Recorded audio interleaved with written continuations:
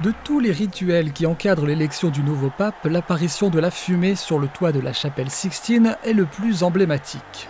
Noire quand les cardinaux n'arrivent pas à se mettre d'accord, blanche lorsqu'un nouveau pape a été élu, la fumée est guettée par les fidèles du monde entier.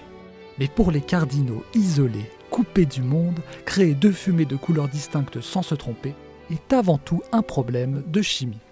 Explication. Après chaque vote des cardinaux, les bulletins sont brûlés dans un poêle situé dans la chapelle Sixtine. En fonction de l'issue du vote, les bulletins ne seront pas brûlés exactement de la même manière. Lorsque la majorité des 2/3 n'a pas été atteinte et qu'il n'y a pas de nouveau pape, il faut brûler les bulletins tout seuls dans le poêle, sans rajouter d'autres éléments. Nous allons ici brûler des morceaux de journaux qui font faire office de bulletins.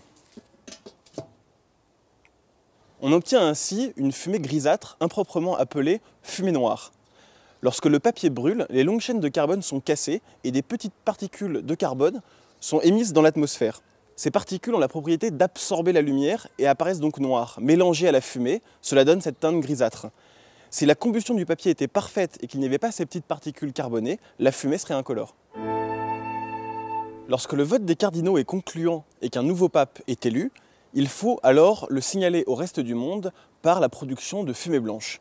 Pour y parvenir, les cardinaux vont ajouter de la paille humide aux bulletins qui vont brûler dans le poêle de la chapelle Sixtine.